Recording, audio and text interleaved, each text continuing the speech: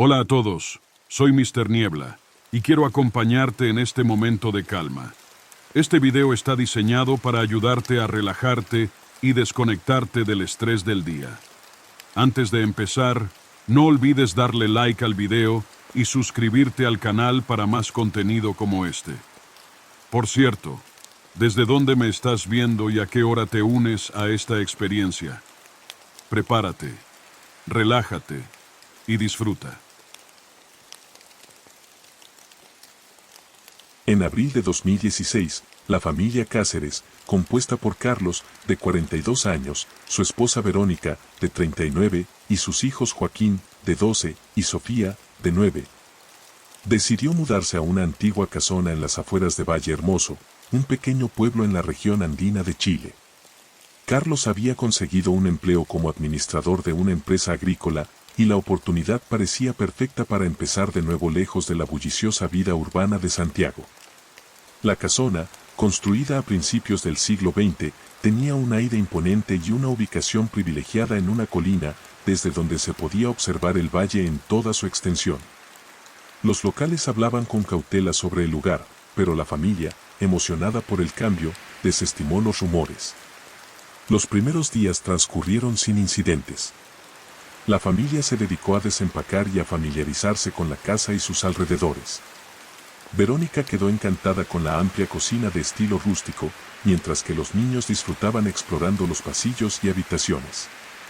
Sin embargo, desde el principio, hubo detalles que llamaron la atención de Carlos: el extraño diseño de la casa, con puertas que no llevaban a ningún lado y ventanas bloqueadas, y un sótano cuyo acceso estaba cerrado con un candado oxidado. «Debe ser solo por seguridad», dijo Verónica, tratando de restarle importancia. Una noche, mientras Carlos trabajaba en su estudio, escuchó pasos en el pasillo. Asumiendo que eran los niños, salió para decirles que volvieran a la cama, pero encontró el corredor vacío. Cuando volvió al estudio, notó que el libro que había dejado abierto sobre el escritorio estaba ahora cerrado. Frunció el ceño, pero decidió no darle importancia. Días después, Sofía comenzó a hablar de una amiga que había conocido en la casa. Verónica, pensando que era una amiga imaginaria, le siguió el juego. «¿Cómo se llama tu amiga, Sofía?» «Emma. Vive aquí, pero dice que no le gustan los extraños». La respuesta inquietó a Verónica, pero prefirió no darle demasiada importancia. No obstante, esa misma noche, cuando estaba en la cocina, escuchó risas de niña provenientes del piso superior. Subió rápidamente, pensando que Sofía y Joaquín estaban jugando, pero los encontró dormidos en sus camas. Los sucesos extraños se intensificaron con el tiempo. Los electrodomésticos se encendían y apagaban solos, se escuchaban susurros en las habitaciones vacías, y en más de una ocasión, Verónica encontró objetos movidos del lugar. Una tarde, mientras limpiaba el comedor, descubrió marcas de manos pequeñas en las ventanas, como si alguien hubiera estado espiando desde afuera. Lo más perturbador fue que las marcas estaban en la parte externa de las ventanas del segundo piso, donde no había balcón ni acceso. Carlos, cada vez más preocupado, decidió preguntar en el pueblo sobre la historia de la casa. Fue entonces cuando un anciano, don Germán, le contó algo que lo dejó helado.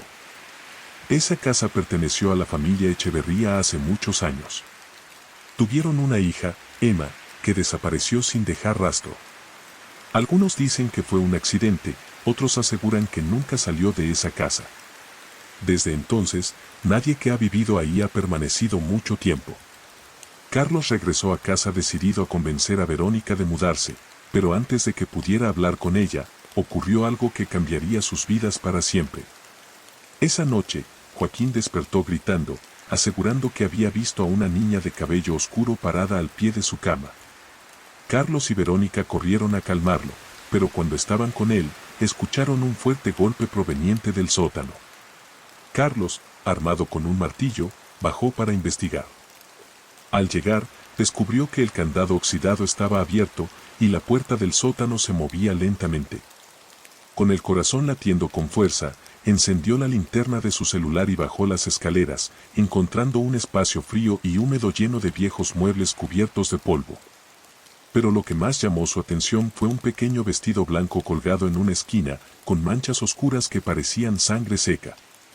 De repente, sintió un escalofrío en la nuca y escuchó un susurro claro y directo. ¿Por qué están aquí? Carlos salió corriendo del sótano, cerró la puerta con fuerza y gritó que todos debían irse de inmediato. La familia tomó lo esencial y abandonó la casa esa misma noche, dejando todo lo demás atrás. Sin embargo, lo más extraño sucedió al día siguiente.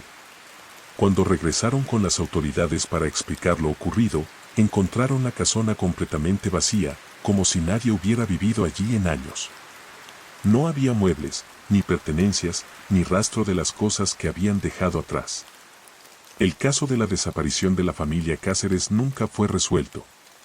Algunos creen que simplemente huyeron, pero otros aseguran que se convirtieron en una más de las familias que desaparecieron en esa misteriosa casa de Valle Hermoso.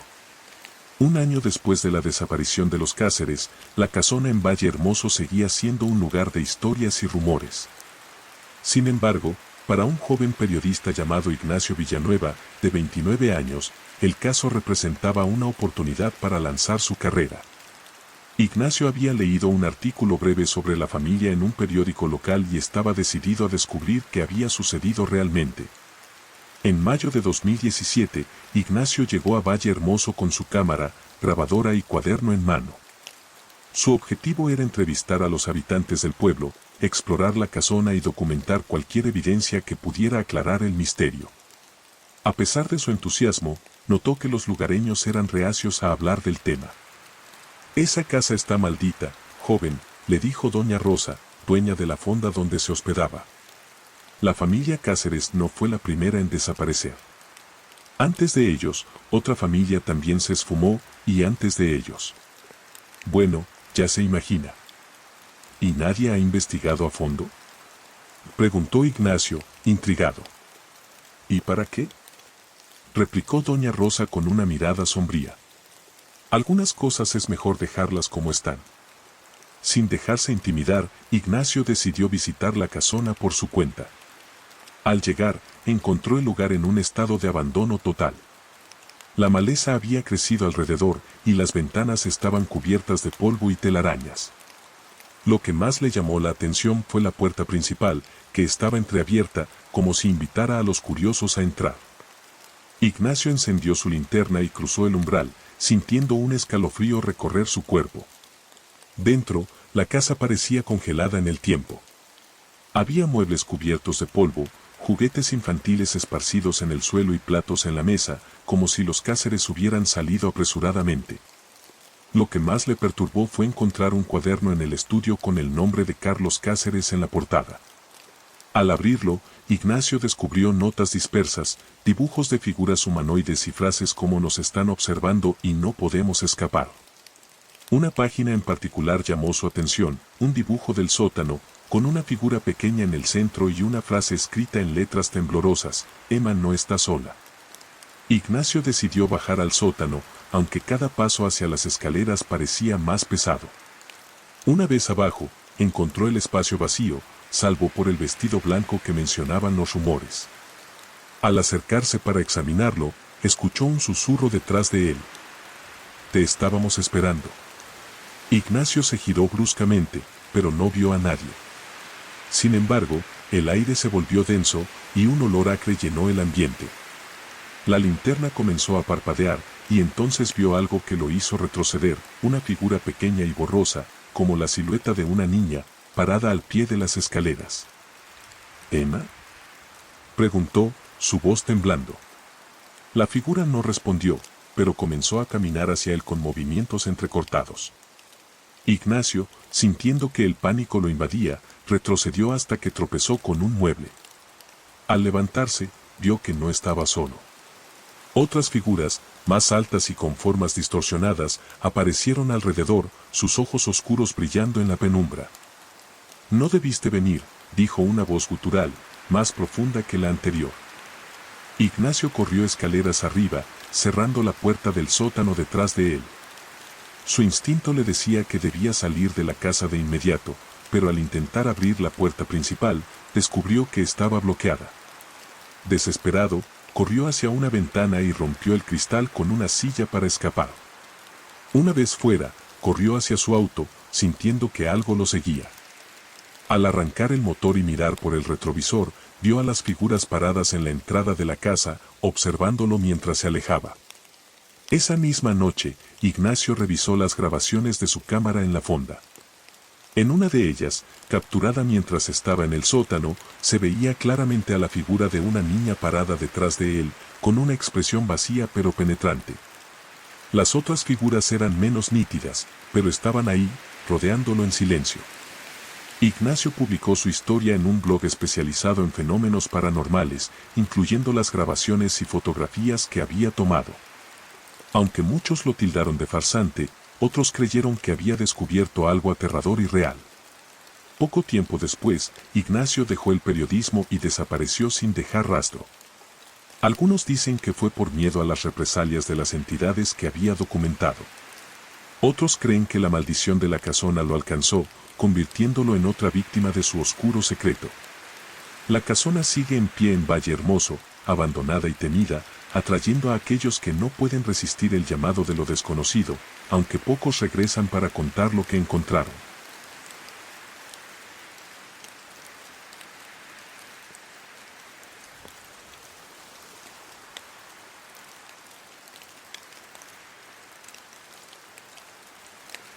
En septiembre de 2015, Luciana Ríos, una estudiante universitaria de 22 años originaria de Cochabamba, Bolivia, vivió una experiencia que cambiaría su vida para siempre.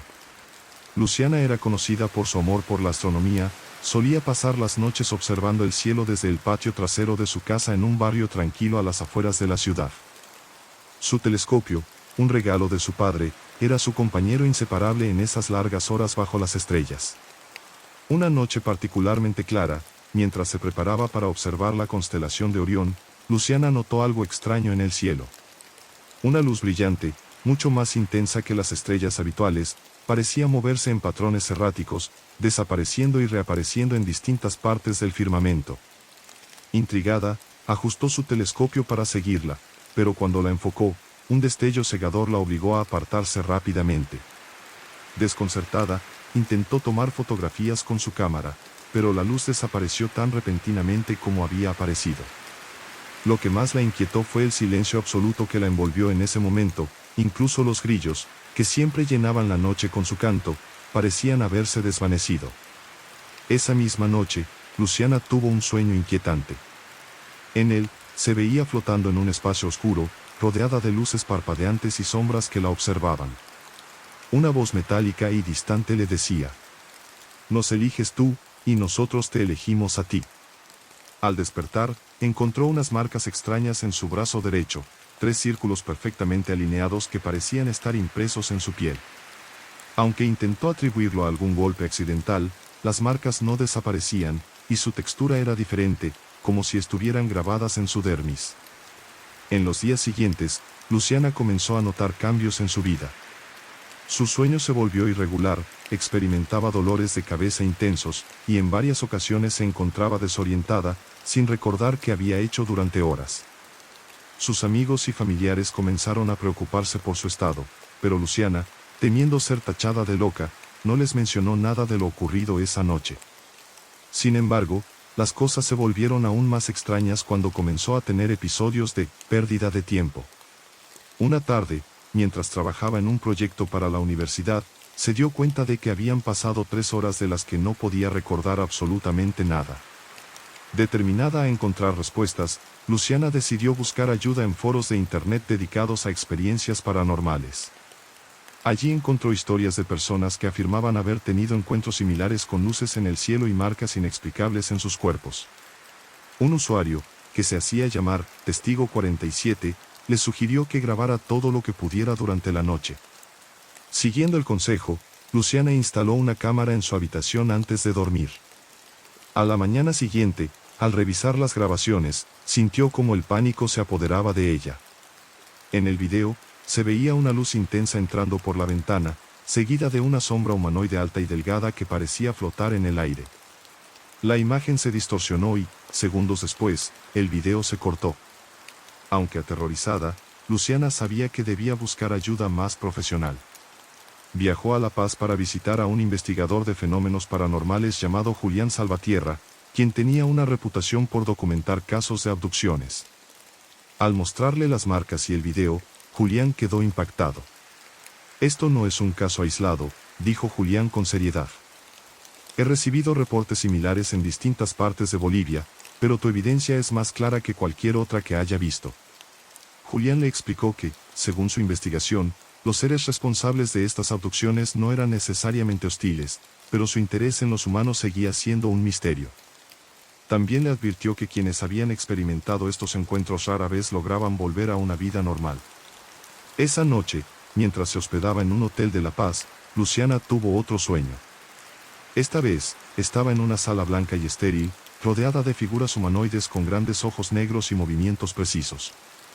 Uno de ellos se le acercó y colocó una mano alargada sobre su frente, llenándola de una sensación extraña, como si miles de pensamientos estuvieran siendo descargados en su mente.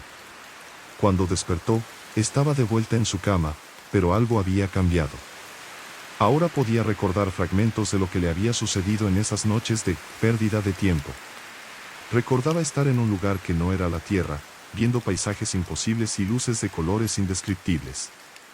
Consciente de que su vida nunca sería la misma, Luciana decidió dedicar su tiempo a investigar el fenómeno, con la esperanza de entender lo que le había ocurrido. A pesar de los miedos y la incertidumbre, sentía una conexión inexplicable con las estrellas, como si una parte de ellas siempre hubiera pertenecido a algo mucho más grande que el mundo que conocía. Días después de su extraño sueño en el hotel, Luciana notó que su percepción del mundo comenzaba a cambiar. Su vista parecía captar detalles que antes le eran invisibles, patrones en el cielo, movimientos sutiles entre las sombras y destellos fugaces de luz en el horizonte. Aunque le asustaba, una parte de ella sentía que todo esto era un mensaje, algo que debía comprender. Volviendo a Cochabamba, decidió profundizar en las grabaciones nocturnas, esta vez instalando varias cámaras dentro y fuera de su casa. En una de esas noches, al revisar las cintas, vio algo escalofriante. Alrededor de las 3:15 am, una luz intensa iluminó su patio trasero, y 3 figuras humanoides se materializaron de la nada. Sus cuerpos eran delgados, con extremidades largas y cabezas desproporcionadas. Aunque las cámaras no captaron sonidos, Luciana sintió un escalofrío al ver cómo los seres parecían caminar en dirección a su ventana. De repente, en el video, las figuras se detuvieron, miraron directamente a la cámara y desaparecieron en un destello. Este evento la dejó paralizada.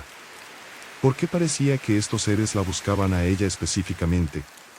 Al día siguiente, Julián Salvatierra, el investigador paranormal, llegó a Cochabamba para analizar las grabaciones. Al ver las imágenes, su rostro se tornó grave. Esto es diferente a todo lo que he documentado, dijo, mientras rebobinaba la cinta una y otra vez. Estas entidades parecen tener un interés específico en ti, Luciana. ¿Has notado algo inusual en tu cuerpo o en tu entorno desde que todo esto comenzó? Luciana le mostró las marcas en su brazo, que no habían desaparecido, y mencionó los episodios de pérdida de tiempo. Julián, claramente perturbado, sacó un libro viejo lleno de anotaciones. He escuchado de casos similares, pero siempre con patrones específicos, las marcas, los destellos de luz, y luego, las desapariciones. Si esto continúa, existe la posibilidad de que... ¿De qué? Preguntó Luciana, sintiendo que el miedo la invadía. De que puedan llevarte de manera permanente.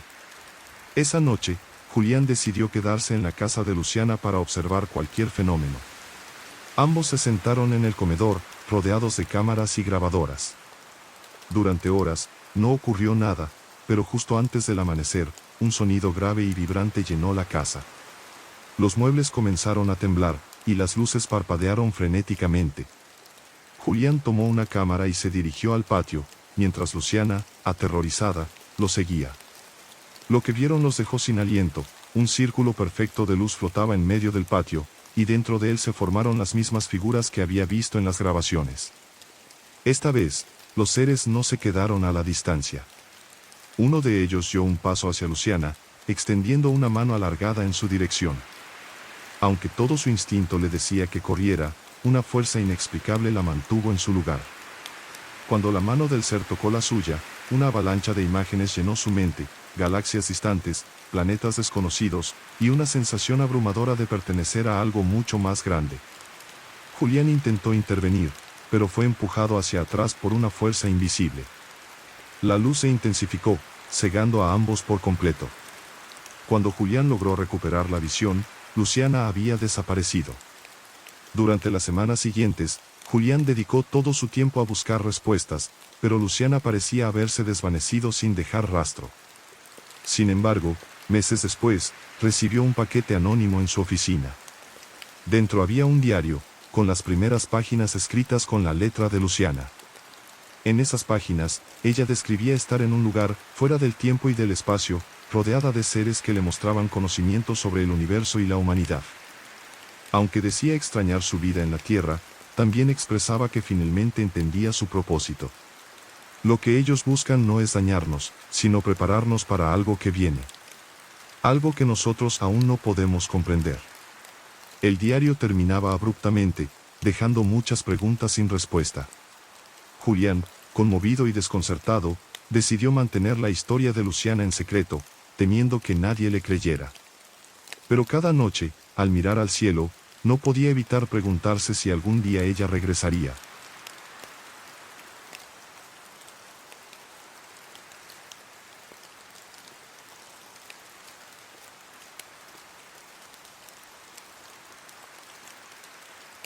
En diciembre de 2015, Gabriela Vargas, una arquitecta de 31 años, viajó a Cusco, Perú, para asistir a un congreso internacional sobre restauración de edificios históricos. El evento iba a tener lugar en un prestigioso hotel ubicado en el centro histórico de la ciudad, un lugar conocido por su arquitectura colonial y su riqueza cultural. Aunque Gabriela había viajado sola, la idea de quedarse en un hotel tan famoso le resultaba emocionante. El hotel, llamado el Inti Dorado, era una construcción del siglo XVIII, con paredes de piedra y patios internos llenos de vegetación. Al llegar, Gabriela quedó maravillada con su belleza, los techos altos, los arcos ornamentados y los pasillos adornados con cuadros antiguos creaban un ambiente elegante y misterioso. Sin embargo, algo en el aire se sentía extraño, como si una presencia invisible la observara desde las sombras. La recepcionista, una mujer amable de mediana edad, le entregó la llave de su habitación, la número 213. Esta habitación tiene una vista hermosa hacia las montañas, comentó con una sonrisa. Pero, si necesita algo, no dude en llamarnos. Gabriela subió por las escaleras de madera que crujían con cada paso. El pasillo del segundo piso estaba iluminado por lámparas antiguas que proyectaban sombras alargadas en las paredes. Cuando abrió la puerta de su habitación, se encontró con un espacio acogedor pero austero, una cama de madera tallada, un escritorio pequeño y un espejo antiguo colgado frente a la ventana. Aunque la decoración era atractiva, el espejo le generó cierta incomodidad, como si reflejara algo más que su imagen. Esa noche, después de un día lleno de conferencias y recorridos por la ciudad, Gabriela decidió descansar temprano. Se acostó con la intención de leer un libro, pero no tardó en sentirse observada. Miró hacia la ventana, pero solo vio la oscuridad del exterior. Luego, al girar hacia el espejo, creyó ver un movimiento fugaz detrás de ella, como una sombra que atravesaba la habitación. Convenciéndose de que era su imaginación, apagó la luz y cerró los ojos. A las 2:37 de la mañana, Gabriela se despertó abruptamente. El ambiente de la habitación se sentía pesado, como si el aire estuviera cargado de electricidad. Un sonido sutil, similar a un susurro, llenaba el espacio, aunque no lograba identificar de dónde venía. Se levantó y encendió la lámpara de la mesita de noche, pero todo parecía estar en orden. Sin embargo, cuando su mirada se dirigió al espejo, notó algo que la dejó helada, una marca de mano, claramente visible, estaba impresa en el vidrio. La marca era pequeña, como la de un niño, y parecía estar impregnada desde dentro del espejo. Gabriela sintió un escalofrío recorrer su cuerpo. Intentó limpiarla con un pañuelo, pero la marca no desapareció. Decidió ignorarla y regresar a la cama, aunque no logró dormir. Al día siguiente, le comentó lo sucedido a un empleado del hotel, un hombre llamado Felipe, quien le respondió con cierto nerviosismo. Señorita, no quiero alarmarla, pero esa habitación tiene su historia. En los años 40, una familia vivía aquí cuando esto era una casona. La hija menor, una niña de 8 años llamada Rosita, desapareció sin dejar rastro. Algunos dicen que su espíritu nunca abandonó este lugar. Gabriela, aunque escéptica, decidió cambiar de habitación. La recepcionista le asignó la número 215, justo al lado. Esa noche, al entrar en su nueva habitación, notó que era prácticamente idéntica a la anterior, excepto por un detalle: no había espejo. Esto le dio cierta tranquilidad, pero solo duraría unas horas. Alrededor de la medianoche, mientras se preparaba para dormir, escuchó un ruido en el pasillo, como si alguien arrastrara los pies lentamente. Se acercó a la puerta y miró por la mirilla, pero no vio a nadie. Cuando regresó a la cama, los ruidos cesaron, pero un golpe fuerte en la pared la hizo saltar. Se giró hacia la fuente del sonido y se dio cuenta de que provenía de la habitación contigua, la número 213. Intrigada, Gabriela salió al pasillo y caminó hacia la puerta de su antigua habitación. Se detuvo frente a ella, intentando escuchar algún indicio de movimiento. De repente, un grito desgarrador resonó desde el interior y ella retrocedió aterrorizada. Corrió hacia la recepción, donde encontró a Felipe. Al contarle lo ocurrido, él palideció y le confesó que la habitación 213 estaba desocupada desde que ella se cambió. «Esto no es la primera vez que sucede», dijo, bajando la voz. «Pero por favor, no hable de esto con otros huéspedes». Esa noche, Gabriela no pudo volver a dormir. A la mañana siguiente, decidió quedarse en el hotel para investigar más sobre lo que estaba ocurriendo. Recorrió los pasillos, conversó con empleados y revisó viejos registros del hotel. Fue entonces cuando descubrió una vieja fotografía colgada en una sala común. En ella aparecía una familia posando frente a la casona: un hombre, una mujer y 2 niñas. Una de las niñas, de cabello oscuro y sonrisa tímida, llevaba un vestido blanco y sostenía un muñeco de trapo. Gabriela sintió un nudo en el estómago al darse cuenta de que esa niña era idéntica a la figura que había visto reflejada en el espejo la primera noche. Cuando le preguntó a Felipe sobre la fotografía, él suspiró profundamente. «Esa es Rosita», confirmó. Después de su desaparición, algunos huéspedes comenzaron a reportar cosas extrañas, especialmente en la habitación donde vivía la familia. Nadie sabe exactamente qué pasó, pero las historias continúan hasta hoy. Esa noche, Gabriela decidió hacer algo que la aterrorizaba pero que sentía necesario: regresar a la habitación 213 para enfrentar lo que fuera que estuviera ocurriendo. Gabriela regresó a la habitación 213 acompañada por Felipe, quien sostenía una linterna con manos temblorosas. Al cruzar la puerta, el aire parecía más denso que nunca, cargado de una energía que les erizaba la piel. Gabriela encendió la lámpara de la mesita de noche y miró hacia el espejo. Aunque parecía intacto, sentía que algo acechaba al otro lado. «Si realmente hay algo aquí», dijo en voz baja, «quiero saber qué quiere de mí». Felipe tragó saliva, evidentemente incómodo, pero decidió quedarse para apoyarla. Gabriela colocó una vela sobre el escritorio y encendió un incienso que había comprado esa tarde en el mercado, siguiendo el consejo de una vendedora que le había hablado de limpiezas espirituales. Mientras la llama oscilaba, una corriente de aire frío atravesó la habitación, haciendo que la vela parpadeara y los bordes de las cortinas se agitaran. Gabriela miró hacia el espejo y, de repente, notó algo estremecedor: una figura comenzaba a formarse en la superficie, como si emergiera lentamente del fondo del vidrio. Era una niña, de cabello oscuro y ojos grandes, vestida con un desgastado vestido blanco. «Rosita», susurró Gabriela sin poder contenerse, recordando la fotografía. La figura levantó una mano, señalando algo detrás de ellos. Gabriela y Felipe se giraron al unísono, pero no vieron nada fuera de lo común. Cuando volvieron a mirar el espejo, la niña ya no estaba. En su lugar, aparecieron unas palabras escritas en una caligrafía infantil, como si hubieran sido trazadas desde el interior del cristal. «Ayúdame». Felipe, con el rostro pálido, tomó a Gabriela del brazo. «No deberíamos seguir aquí», dijo con voz temblorosa. Esto no es algo que podamos solucionar. Pero Gabriela se resistió. Algo en su interior le decía que no podía abandonar a esa niña atrapada en el limbo. Si ella quiere ayuda, debemos encontrar la forma de dársela. Esa misma noche, Gabriela convenció a Felipe para buscar más información sobre la desaparición de Rosita.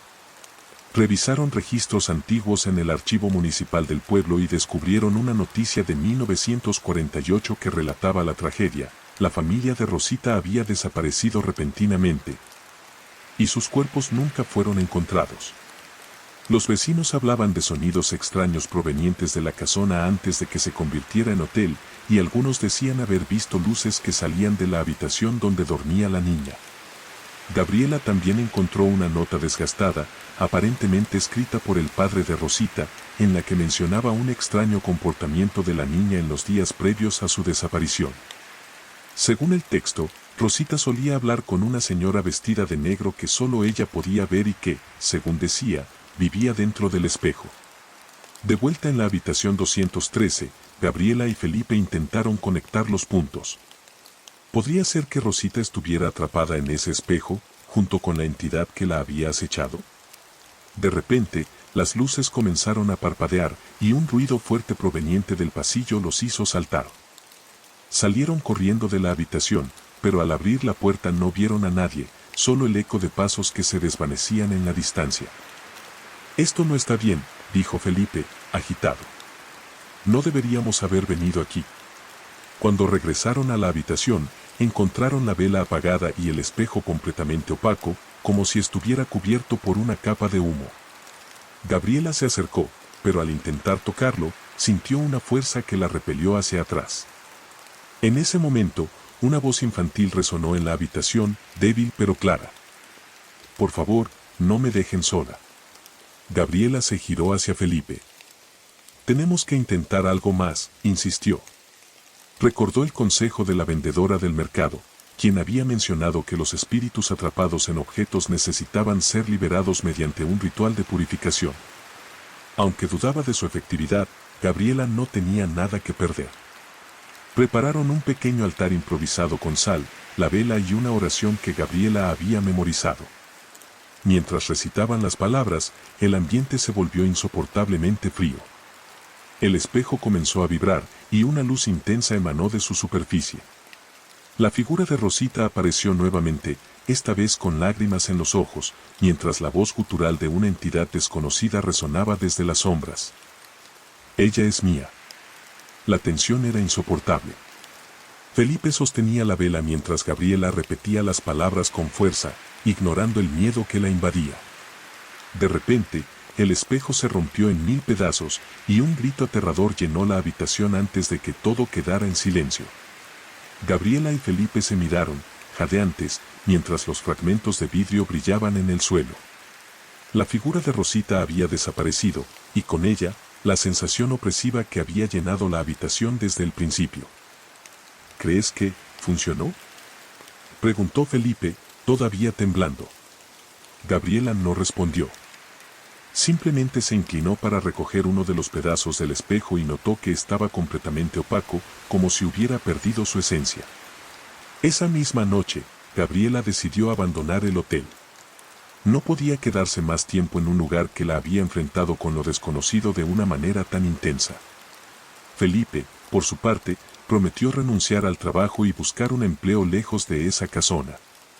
Al día siguiente, Gabriela se enteró de que los huéspedes y empleados del hotel ya no reportaban fenómenos extraños en la habitación 213. Aunque nadie podía confirmar lo que realmente había sucedido, Gabriela sentía en su corazón que Rosita finalmente había encontrado la paz. Sin embargo, una noche, semanas después, mientras revisaba sus notas en casa, encontró un pequeño trozo del espejo que había guardado como recuerdo. Al mirarlo de cerca, creyó ver una sombra que se deslizaba por su reflejo. El aire de su departamento se tornó helado, y una voz suave, casi un susurro, rompió el silencio. «Gracias».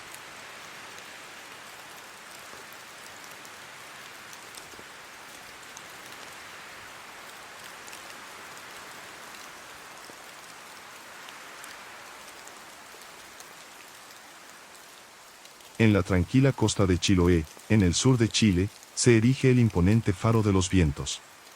Este faro, construido a principios del siglo XIX, ha sido testigo de innumerables tormentas y naufragios, y su luz ha guiado a incontables marineros a través de las traicioneras aguas del Pacífico. Sin embargo, el faro también es conocido por algo más siniestro, las historias de encuentros sobrenaturales que han aterrorizado a quienes se atreven a visitarlo. Elena Fuentes, una joven fotógrafa de 26 años, llegó a Chiloé en busca de inspiración para su próximo proyecto. Había oído hablar de la belleza natural de la isla y de las misteriosas leyendas que la rodeaban. Al enterarse del Faro de los Vientos, supo que debía visitarlo. La idea de capturar la atmósfera del lugar y tal vez descubrir algo más la emocionaba. Desde el momento en que llegó a la isla, Elena sintió una extraña energía en el aire. Los lugareños eran amables, pero cada vez que mencionaba su intención de visitar el faro, sus rostros se ensombrecían y le advertían que tuviera cuidado. Una tarde, mientras tomaba un café en una pequeña cafetería, conoció a don Alberto, un anciano pescador que parecía conocer cada rincón de la isla.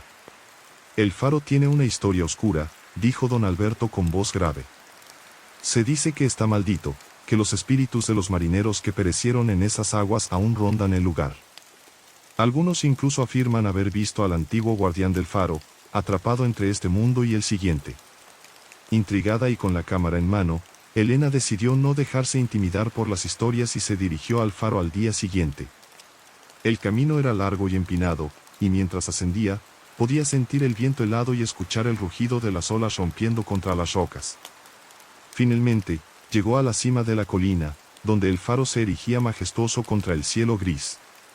La puerta del faro estaba entreabierta, como si alguien la hubiera dejado así para invitar a los curiosos a entrar. Elena cruzó el umbral y se encontró en una sala circular iluminada por la luz que se filtraba a través de las ventanas polvorientas.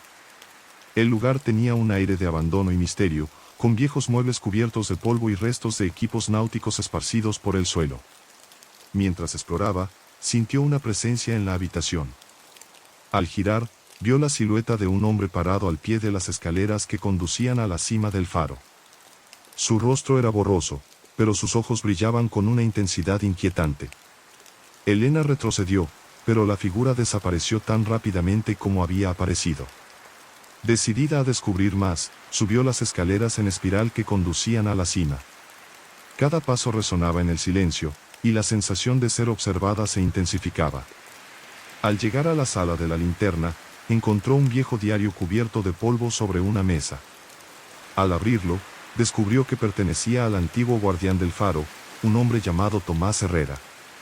Las páginas estaban llenas de relatos sobre las tormentas, los naufragios y los marineros que habían perecido en las aguas traicioneras. Pero lo que más llamó la atención de Elena fueron las últimas entradas, donde Tomás hablaba de una presencia que lo acosaba, una sombra que se aparecía en las noches de tormenta y susurraba su nombre. De repente, una ráfaga de viento hizo que las páginas del diario se volvieran frenéticamente, y Elena sintió un escalofrío recorrer su espalda. La linterna del faro, que había estado apagada durante años, se encendió de repente, iluminando la sala con una luz fantasmal. En el reflejo de los cristales, vio nuevamente la figura de Tomás, su rostro lleno de desesperación. ¿Quién eres?, preguntó Elena en voz baja, sabiendo que no recibiría respuesta. La figura de Tomás levantó una mano, señalando hacia el diario, y luego desapareció en la oscuridad. Elena, temblando, hojeó las páginas hasta encontrar un mapa dibujado a mano que mostraba la ubicación de un antiguo naufragio cerca de la costa. Decidió que debía investigar más a fondo, pero sabía que necesitaba ayuda. Regresó al pueblo y buscó a don Alberto, quien accedió a acompañarla en una expedición al lugar del naufragio. Al día siguiente, se embarcaron en una pequeña lancha y navegaron hacia el sitio indicado en el mapa. Las aguas eran traicioneras, y el cielo se oscurecía cada vez más, como si una tormenta se avecinara. Finalmente, llegaron a una pequeña bahía rocosa donde los restos de un antiguo barco podían verse bajo el agua. Con equipo de buceo, Elena se sumergió en las frías profundidades, buscando cualquier indicio de lo que había sucedido. Entre los restos del naufragio, encontró un cofre de madera parcialmente enterrado en la arena. Lo llevó a la superficie y lo abrió con la ayuda de don Alberto. Dentro del cofre, encontraron objetos personales de los marineros, junto con una carta que parecía haber sido escrita por Tomás Herrera. En la carta, Tomás confesaba que había encontrado el cofre años atrás y que había sentido una conexión inexplicable con los objetos. Desde entonces, la presencia de los marineros perdidos lo había acosado, y temía que sus almas estuvieran atrapadas en el faro. Elena decidió que debía devolver los objetos al mar para liberar las almas de los marineros. Con la ayuda de don Alberto, realizó una ceremonia sencilla en la bahía, devolviendo cada objeto a las aguas. A medida que los objetos se hundían, el cielo comenzó a despejarse y el viento amainó. De regreso en el faro, Elena sintió una paz que no había experimentado antes. Subió a la cima y encontró el diario de Tomás en el mismo lugar, pero esta vez, las últimas páginas estaban en blanco. La linterna del faro se apagó, y la presencia que la había acompañado desapareció por completo. Elena, satisfecha de haber ayudado a liberar las almas perdidas, regresó al pueblo y compartió su historia con los lugareños. Aunque algunos eran escépticos, otros sintieron que finalmente se había hecho justicia a los marineros que habían perecido en las aguas de Chiloé. La historia del faro de los vientos y su guardián, Tomás Herrera, se convirtió en una leyenda en el pueblo, recordando a todos que, a veces, los encuentros sobrenaturales no son solo historias de fantasmas, sino llamados de ayuda desde el más allá. Elena regresó al pueblo con una mezcla de alivio y curiosidad. Aunque había ayudado a liberar a las almas atrapadas en el faro, sentía que aún había más por descubrir. Pasó los días siguientes entrevistando a los lugareños, recopilando historias y leyendas sobre el faro de los vientos y su antiguo guardián, Tomás Herrera. Decidió que su próximo paso sería documentar todas estas historias y compartirlas con el mundo. Una mañana, mientras revisaba sus notas en la cafetería del pueblo, recibió una visita inesperada. Era Rosa, la nieta de don Alberto, quien le trajo un viejo libro que había encontrado en el ático de su abuelo. El libro estaba lleno de relatos sobre el faro, escritos por diferentes generaciones de pescadores y habitantes del pueblo. Elena lo tomó como una señal de que su trabajo aún no había terminado. Esa noche, mientras leía el libro en la tranquilidad de su cabaña, encontró una entrada que hablaba sobre un objeto especial, un antiguo amuleto que, según la leyenda, tenía el poder de proteger a quien lo poseía de los espíritus malignos. El amuleto había pertenecido a Tomás Herrera y se decía que estaba escondido en algún lugar del faro. Decidida a encontrar el amuleto, Elena se dirigió nuevamente al faro de los vientos al día siguiente. Esta vez, se preparó con más equipo, una linterna potente, una cámara y una grabadora de audio. Al llegar, sintió la misma energía inquietante, pero ahora estaba más decidida que nunca a desentrañar los secretos del lugar. Al explorar cada rincón del faro, descubrió una trampilla oculta en el suelo de la sala de la linterna. Con esfuerzo, logró abrirla y encontró una pequeña caja de madera. Dentro de la caja, envuelto en un paño de lino, estaba el amuleto, una piedra pulida con inscripciones en una lengua antigua. Elena sintió una conexión inmediata con el objeto y decidió llevarlo consigo. Con el amuleto en mano, Elena comenzó a experimentar extraños fenómenos. A menudo, escuchaba susurros y veía sombras moverse a su alrededor.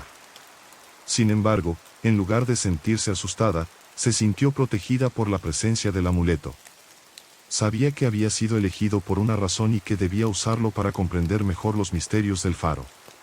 Esa noche, mientras dormía, tuvo un sueño vívido. En el sueño, se encontraba en la cima del faro, rodeada de marineros perdidos. Entre ellos, vio a Tomás Herrera, quien le habló directamente. Elena, has encontrado el amuleto, pero tu viaje aún no ha terminado. Debes llevarlo al corazón del lago escondido y realizar el ritual final para liberarnos por completo. Al despertar, Elena sintió una urgencia renovada. Sabía que debía seguir las instrucciones de Tomás y completar el ritual. Reunió a don Alberto y a otros lugareños, y juntos se dirigieron al lago escondido. Al llegar, se adentraron en una pequeña isla en el centro del lago, un lugar que según las leyendas, era sagrado para los antiguos habitantes de la región. Siguiendo las instrucciones del sueño, Elena colocó el amuleto en un altar de piedra y comenzó a recitar las palabras que había aprendido de los manuscritos antiguos. A medida que avanzaba, el cielo se oscureció y un fuerte viento comenzó a soplar. Las aguas del lago se agitaron, y una luz brillante emanó del amuleto, iluminando la isla. De repente, una figura apareció ante ellos. Era Tomás Herrera, pero esta vez su rostro no mostraba desesperación, sino gratitud. Detrás de él, las almas de los marineros perdidos se elevaron, liberadas finalmente de su tormento. Gracias, Elena, dijo Tomás. Has cumplido con tu propósito y nos has dado paz. Ahora podemos descansar. Con estas palabras, las figuras se desvanecieron en la luz, y el amuleto se desintegró en polvo. El cielo se despejó y el viento cesó, dejando una calma sobrenatural en la isla. Elena y los lugareños regresaron al pueblo con una sensación de satisfacción y alivio. Elena decidió quedarse en Chiloé un tiempo más, documentando su experiencia y escribiendo un libro sobre los encuentros sobrenaturales en el Faro de los Vientos. Su historia se convirtió en un testimonio de valor y determinación, y el faro, una vez temido, se transformó en un símbolo de redención y esperanza.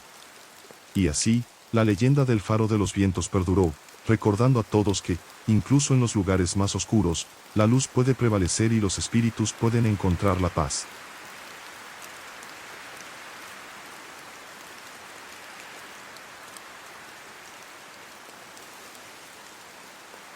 En marzo de 2021, Andrés Gutiérrez se encontraba en su departamento en Ciudad de México.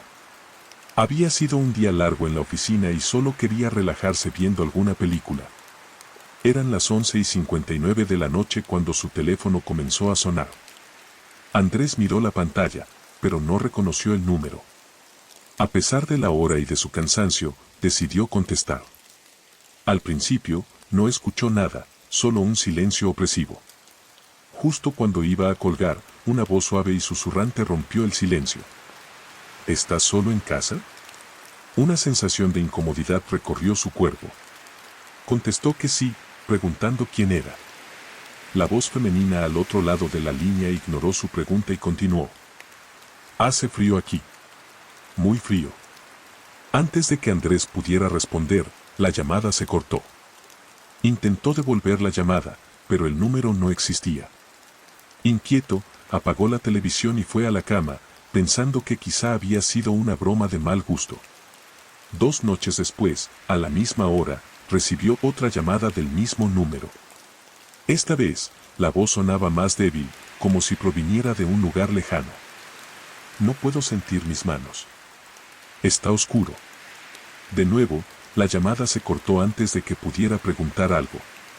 Andrés decidió contarle a su amigo Ricardo, un policía, sobre lo que estaba sucediendo. Ricardo se mostró preocupado y le sugirió que reportara las llamadas, pero Andrés sentía que esto era más que una simple broma. Pasaron unos días sin incidentes y Andrés empezó a pensar que tal vez todo había terminado.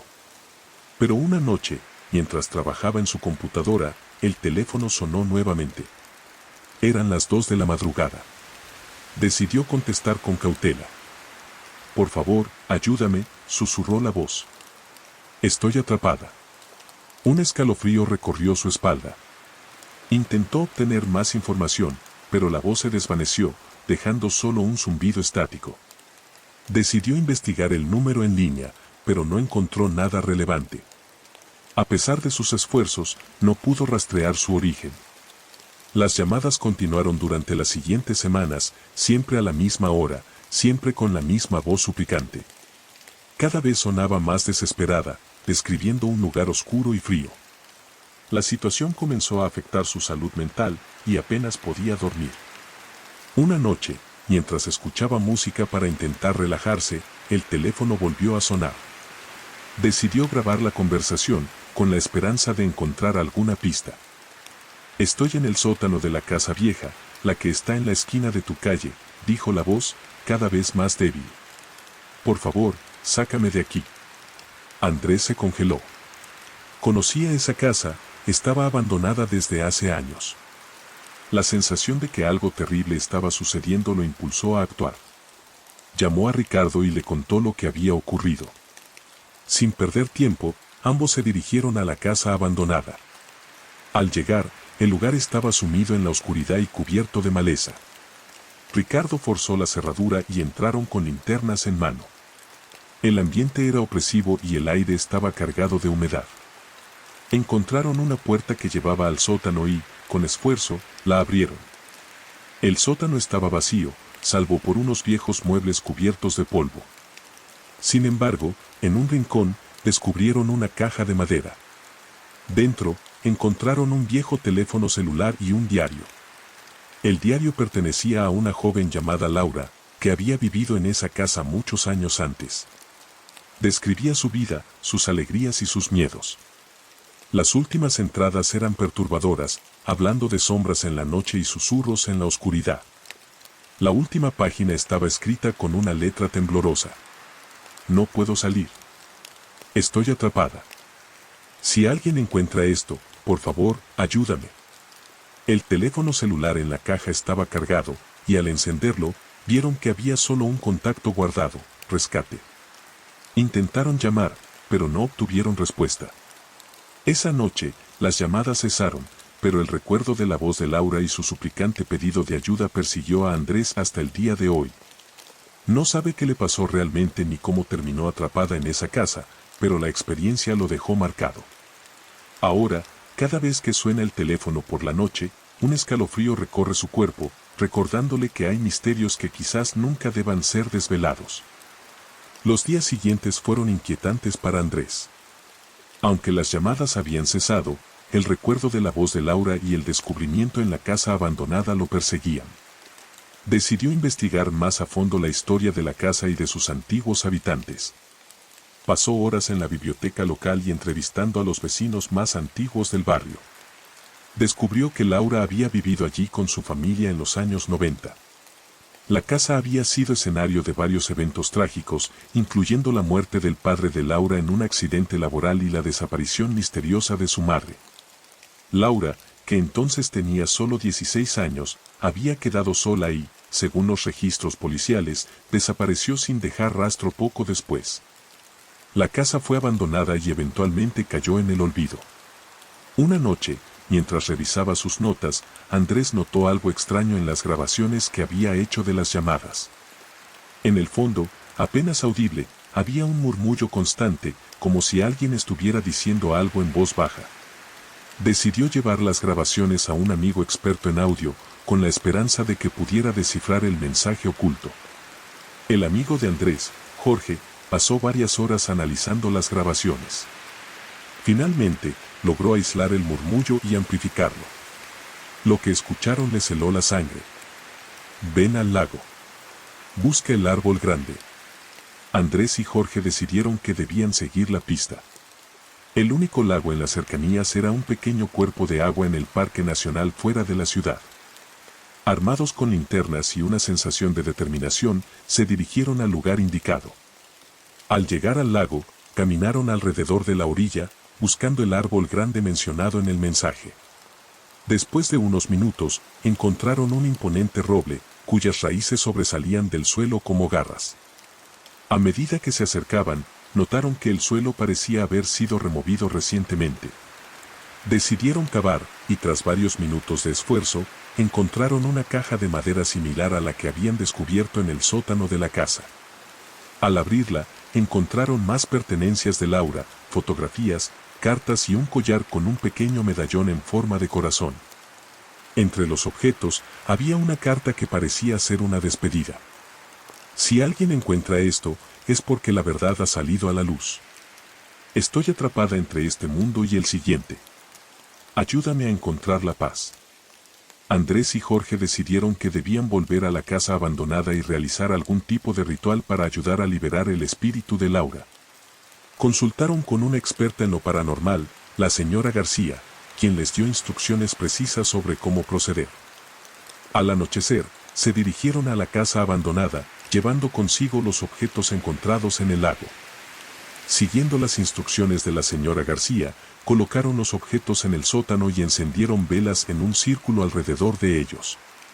Comenzaron a recitar las palabras del ritual, pidiendo a Laura que encontrara la paz y cruzara al otro lado. A medida que recitaban, el aire se volvió más frío y una presencia se hizo sentir en la habitación. Las velas parpadearon y, de repente, una figura etérea apareció en el centro del círculo. Era Laura, con una expresión de gratitud en su rostro. «Gracias», susurró. Ahora puedo descansar. La figura de Laura comenzó a desvanecerse lentamente y una sensación de calma llenó el sótano. Las velas se apagaron y la temperatura volvió a la normalidad. Andrés y Jorge sintieron que finalmente habían hecho lo correcto. Días después, Andrés recibió una última llamada del mismo número desconocido. Eran las 11:59 de la noche. Esta vez, la voz de Laura sonaba tranquila y serena. Gracias por todo. Adiós. La llamada se cortó y Andrés supo que finalmente había encontrado la paz. Decidió escribir un artículo sobre la experiencia, compartiendo la historia de Laura y la importancia de ayudar a aquellos que no pueden descansar. Su relato se publicó en varios medios y se convirtió en una referencia para aquellos interesados en lo paranormal. Aunque Andrés nunca volvió a recibir llamadas misteriosas, la experiencia dejó una marca indeleble en su vida. Aprendió que, a veces, los misterios más oscuros pueden ser resueltos con compasión y valentía.